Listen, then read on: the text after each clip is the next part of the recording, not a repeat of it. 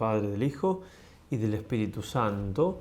Amén. Dios te salve María, llena eres de gracia, el Señor es contigo. Bendita tú eres entre todas las mujeres y bendito es el fruto de tu vientre Jesús.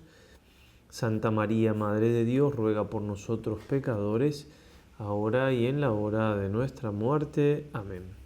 San Ignacio de Loyola, ruega por nosotros. En el nombre del Padre, del Hijo y del Espíritu Santo. Amén. Seguimos entonces, queridos hermanos, con una reflexión sobre la pasión de Cristo, siguiendo, como les contaba, la parte del directorio de Tercera Orden, nuestra familia religiosa, que habla justamente de la salida de Jesús de este mundo, del exitus, ¿no?, que abarca su pasión y su muerte. Lo último que dijimos en los puntos anteriores fue de los modos, los 5 modos con los cuales el Señor nos redimió, nos salvó, y lo que sigue es hablar de los efectos. Y si abismal es considerar los modos con que nos salva Jesucristo, abismales son los efectos de su pasión. Y pone aquí 6 cosas. Nos libera del pecado, de todas las cosas que nos libera, que nos salva, ¿no? Nos libera del pecado, nos limpió de los pecados con su sangre, Apocalipsis 1:5. Nos libera del poder del diablo. Ahora el príncipe de este mundo será arrojado fuera, Juan 12:31. Nos libera de la pena del pecado. Tomó sobre sí nuestras enfermedades y cargó con nuestros dolores, Isaías 53:4. Nos reconcilió con Dios. Fuimos reconciliados con Dios por la muerte de su Hijo, Romanos 5:10. Nos abrió las puertas del cielo, teniendo firme confianza de entrar en el santuario en virtud de la sangre de Jesús, Hebreos 19. Sexto, le otorga la exaltación, eso a Jesús, por lo cual Dios lo exaltó, Filipenses 2:9. Debemos todavía, agrega nuestro fundador, tratar de un aspecto también ya insinuado, pero ahora un poquito más profundamente, esto de San Pablo: completo en mi carne lo que falta a la pasión de Cristo. Ciertamente que no añadimos nada sustancial al sacrificio de Cristo, pero en el orden de la operación lo completamos de algún modo. En su sacrificio, Jesús ofreció al Padre sus propios dolores y los de todos los miembros de su cuerpo místico. Tomó sobre sí no solo los pecados de todos los hombres, sino todos sus dolores. Eran sufrimientos que sus miembros habrían de sufrir por su amor. Los habrían de perseguir porque a Él los servían. Cristo, entonces, y aquí citando 3 veces a San Agustín, sufrió como cabeza nuestra, continúa sufriendo en sus miembros, es decir, en nosotros. Por eso, el Cristo estará en agonía hasta el fin del mundo, ya que la medida total de sufrimientos de todos los hombres no estará colmada hasta el fin del mundo. Por algo, ¿no? El Señor le dice a Pablo: Pablo, Saulo, ¿por qué me persigues? Está persiguiendo a él. Es una cosa, no deja de tener su misterio. Esto justamente hay que meditarlo. Para sentirnos parte de Cristo, unidos a Cristo. No sufrimos solos, sufrimos con Él. Él sufrió nuestro sufrimiento, Él lo lleva ahora con nosotros. Es algo que obviamente la reflexión nos puede ayudar, pero sobre todo la oración, es una gracia entenderlo, vivirlo. Alguna cosa más sobre el dolor. Esto es algo que hay que meditar mucho, ¿no? Nos cuesta tanto. El dolor es algo precioso y de incalculable valor, ya que es elegido por Dios para redimirnos. Cuando se soporta con paciencia, se acepta como venido de Dios y se santifica uniéndolo al de Cristo. Obviamente el sufrimiento como tal no sirve, pero sí unido al de Cristo, sí aceptado. He aquí la razón más profunda de nuestro apostolado con los enfermos, que siempre será una verificación de nuestra autenticidad cristiana. Deben ser siempre nuestros preferidos. En este sentido, San Ignacio, que nos enseña tantas cosas, también nos enseña, tenía él una caridad exquisita con los enfermos que estaban en la casa, pero que exquisita. No, digamos, tenía quien hacía ciertas cosas, pero siempre él revisaba que estuvieran hechas. Con los enfermos siempre tenía una delicadeza muy grande. No podía no salir algo bien con ellos, no podían no estar bien cuidados, ¿no? Cuánto que aprender. Todos los sufrimientos nuestros habían entrado en el corazón de Cristo en el Calvario. Esos sufrimientos ofrecidos de antemano por Cristo, sacerdote y víctima, faltaban ser cumplidos en nuestra carne. El sacrificio de Cristo, completo en su pensamiento profético, quedará totalmente cumplido en realidad cuando se complete el número de los elegidos. Somos corredentores. Toda la eficacia corredentora de nuestros padecimientos depende de su unión con la cruz y en la medida y grado de su unión. Y cómo entonces va a reflexionar aquí sobre la necesidad que tenemos de entender de que si no es por Cristo no tiene ningún valor. Y por eso el esfuerzo que tenemos que hacer, la súplica que tenemos que hacer para unirnos con el Señor.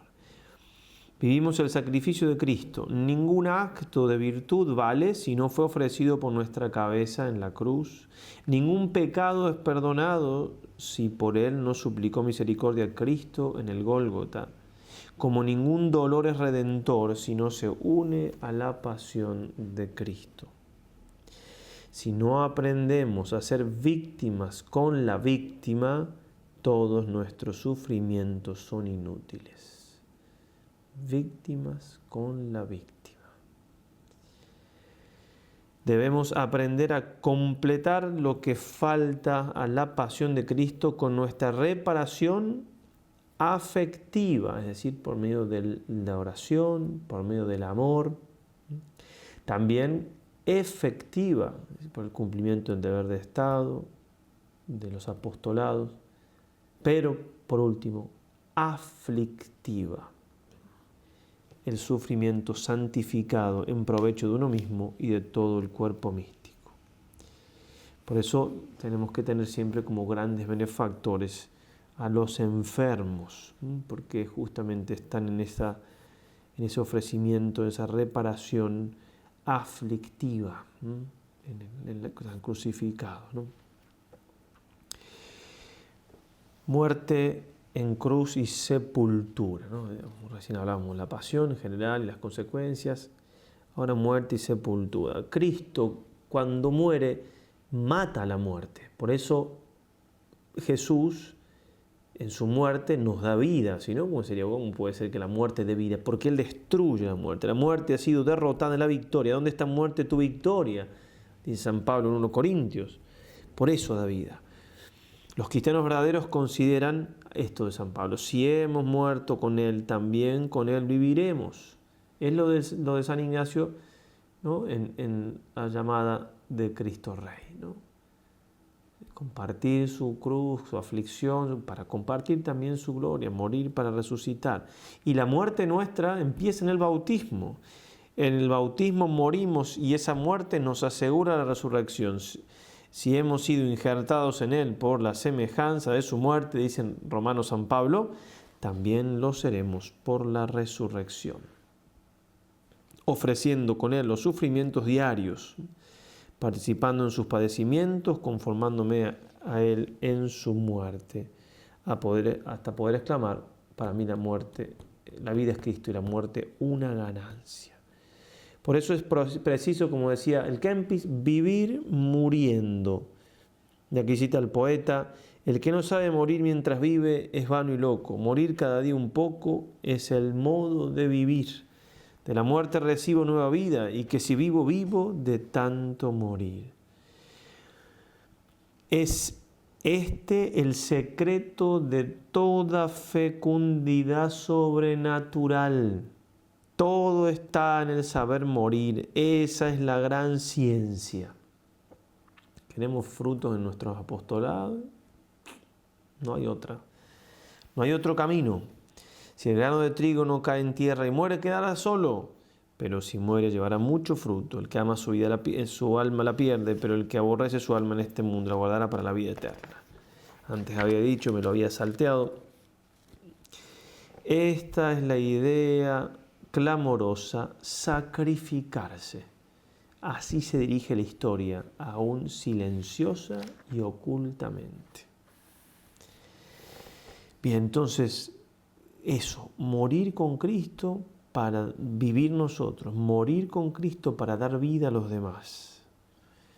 La cruz nos da también otra magnífica lección, y es que así como nosotros hemos caído solidariamente en Adán, misteriosamente, el pecado original nos une a todos, así por el principio de coinonía, de comunión, nos hemos unido al nuevo Adán, que es Jesús. Por eso todos recibimos gracia sobre gracia por nuestro Señor Jesucristo. Porque Él, San Juan de Ávila dirá, padeció por mí, pagó por mí y murió por mí. Así de fuerte.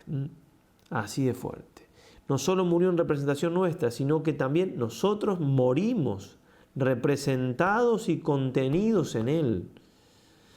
Él y nosotros y Él formamos un todo único, un bloque compacto. Todos vosotros sois uno en Cristo Jesús. Gálatas 3:28.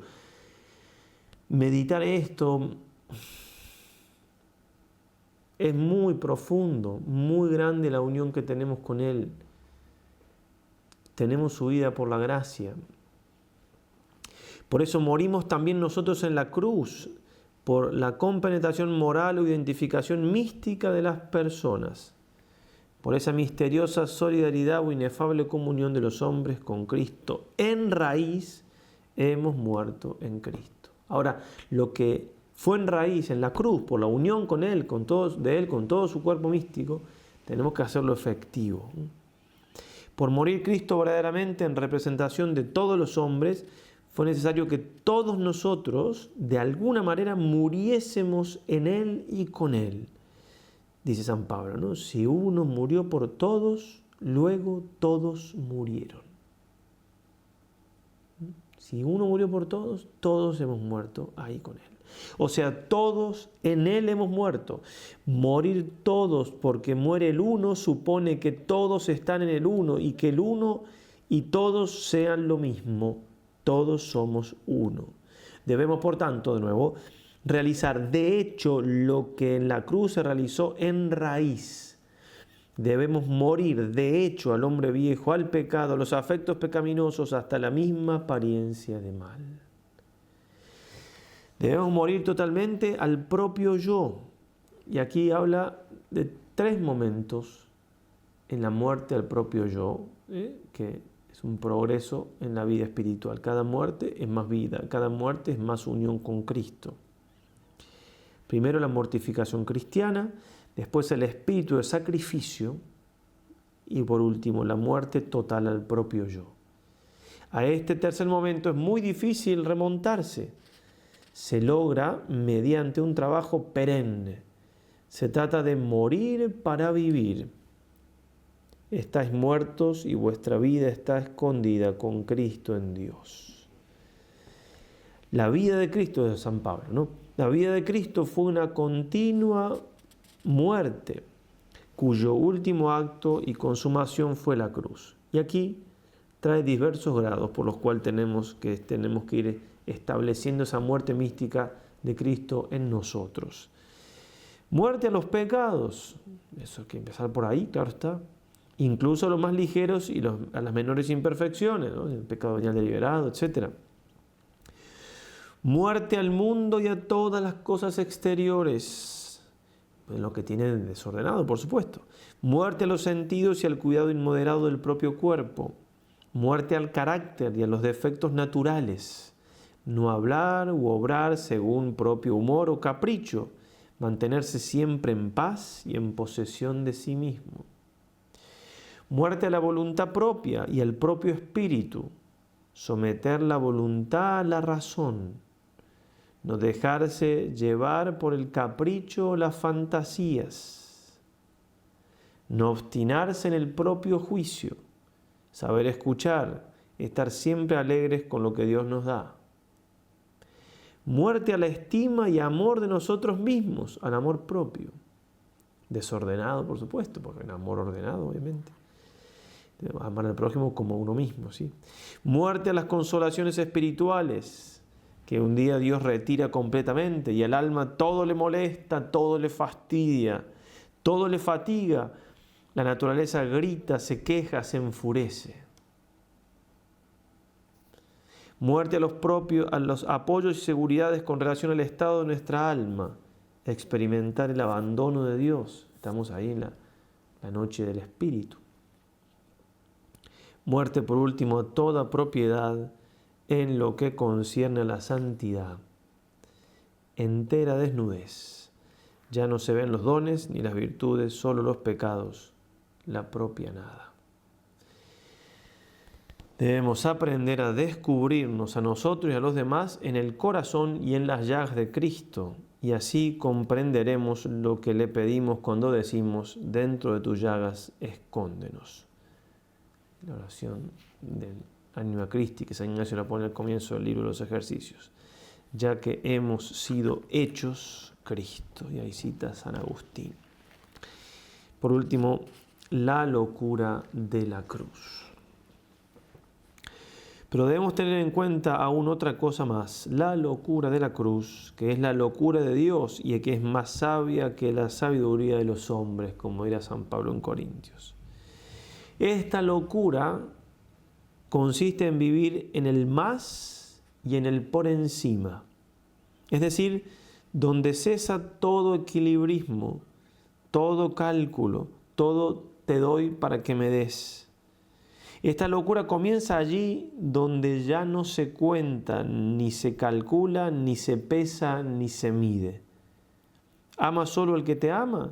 ¿Da solo al que te lo puede devolver? ¿Hace favores solo a los que te dan las gracias? ¿Qué importancia tiene todo eso?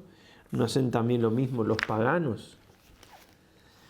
La locura de la cruz es vivir las bienaventuranzas. Bienaventurados los locos por Cristo. Se los llevará de aquí para allá. Se reirán de ellos y los tendrán por torpes, atrasados y aún débiles mentales. De ellos es el reino de los cielos.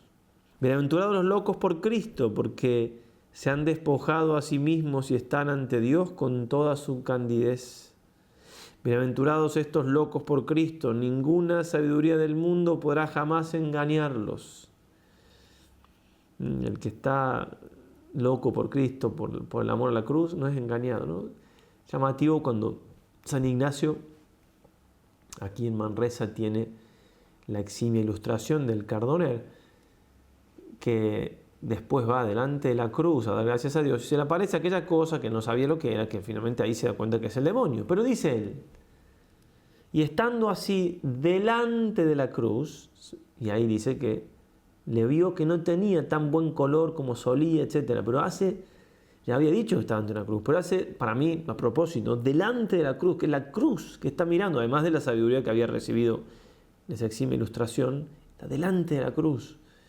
Es esto, ¿no? La cruz, me enamoro de la cruz, me compenetro de la cruz, no me permite la sabiduría del mundo, sabiduría entre comillas, obviamente, y en este caso el engaño del demonio no me puede, porque no hay sabiduría más grande que no venga de la cruz del Señor. Es la locura del amor sin límites ni medidas, es bendecir a los que nos maldicen, es es no devolver mal por mal, Romanos 12, 17. Cuando el mundo nos diga, mirad a esos locos, se les tiran piedras y ellos besan la mano que las tira. Se ríen y burlan de ellos y ellos ríen también, como niños que no comprenden. Se les golpea, persigue y martiriza, pero ellos dan gracias a Dios que los encontró dignos. Cuando el mundo diga eso, señal que vamos bien. Locura del amor. Pero que la locura de la cruz hace más sabia que la sabiduría de los hombres. Por último, el último apartado muy cortito, antes de pasar a la vida gloriosa y a la resurrección, es el descenso a los infiernos. Sabemos que el Señor, después de morir, descendió a los infiernos, no al infierno donde estaba Satanás, sino a aquel lugar, al limbo de los justos, donde estaban los santos, los salvos del Antiguo Testamento. Un lugar en cierta manera de castigo. ¿En qué sentido? No porque sufrieran, sino porque no podían estar en el cielo, ¿no?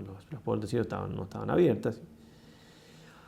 Enseña San Pedro que Cristo fue a predicar a los espíritus que estaban en la prisión, 1 Pedro 3:19, y agrega, fue anunciado el Evangelio a los muertos. La kénosis, ese anonadamiento que hacíamos mención, ¿no?, de la encarnación del Verbo, se prolonga en su pasión y muerte y llega a su plenitud cuando desciende a los infiernos. De tal manera que si dejásemos de considerar esta verdad de nuestra fe, estaríamos disminuyendo en algo la realidad de la encarnación. Hasta ahí llega.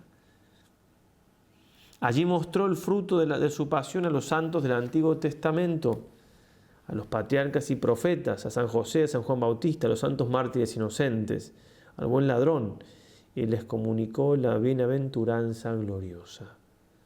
También consoló a las almas del purgatorio, sacando de allí a las que estaban suficientemente purificadas.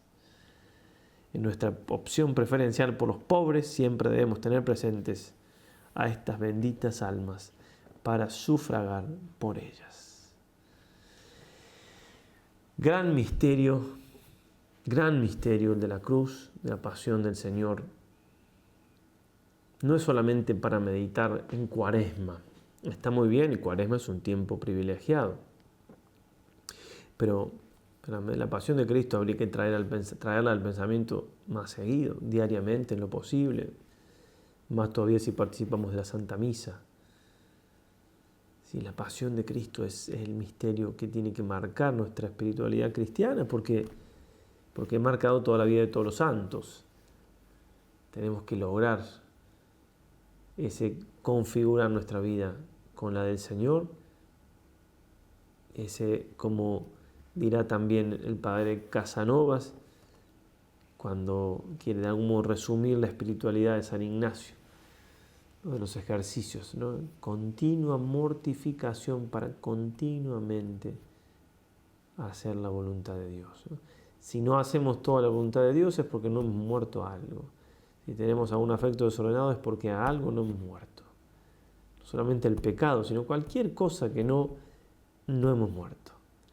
Y no nos hace falta, nos viene bien, es necesario ponerle ese color sangre, en el sentido de darle a nuestras meditaciones, darle a nuestra espiritualidad esa impronta de la cruz del Señor, sin la cual no hay vida verdadera, ni duradera, ni perseverante, ni tampoco vamos a dar vida a los demás, ¿sí? La cruz, todo lo que toca lo fecunda. Si no lo toca la cruz, planes pastorales, todo lo que se quiera, pero si no está la cruz de las cosas que nos tocan hacer, no tengamos miedo a la cruz. Y si habrá nuevas cruces, Dios dará la gracia. La disposición nuestra es, Señor, que se haga tu voluntad. ¿Acaso los santos tenían que? ¿Eran extraterrestres? No, simplemente dijeron que sí al Señor. Que sí en lo que veían, que sí, no sí a una tentación de futuro, a una cosa que no, a esta cruz, a este sacrificio, a levantarme la hora, a sonreírle a tal persona, a cumplir el deber de Estado, a pequeñas cositas, pero que son crucificantes y son todos los días. Y la cruz de cortarme la mano en el sentido figurado, como lo dice el Señor, pero tan fuerte. ¿Cuántas veces falta esa fuerza y no se sale del pecado y se recae en confesiones y demás? Porque no se ponen los medios efectivos, porque no se quiere morir de verdad. Y como no se quiere morir de verdad, no se vive de verdad. no es una cuestión de solamente irnos al cielo o no, que ya es magnífico, lo más importante, sin duda que eso está, pero no es eso nomás. Ya aquí nos perdemos la vida que el Señor nos ofrece por una bagatela, una criatura, sea lo que sea. Pobre el Señor que lo comparamos, no solamente que lo comparamos, lo preferimos, porque no terminamos de soltar lo que tenemos que soltar para unirnos a Él. Somos peor que un niño encaprichado con un juguete que le está haciendo mal, con un dulce que le está haciendo mal, o nuestra espiritualidad es una espiritualidad de cruz, es decir, que tenga en su centro la pasión del Señor, o no será nada. Porque si hubiera otro camino para ir al cielo, para santificarnos, para ser corredentores, Jesús lo hubiera enseñado, lo hubiera vivido, lo hubiera proclamado, pero no lo hizo. Por eso pidamos una y otra vez el amor, la ciencia y la alegría de la cruz. Y para eso aprovechemos cada pequeña cruz que el Señor nos regala, porque son sus regalos. ¿Se acuerdan de Santa Teresa, caída en ese río, se golpea la pierna, la rodilla y se queja al Señor? ¿No? Se hace una queja y el Señor le dice: Teresa, así trato a mis amigos. Con razón tienes tan pocos, le dijo ella.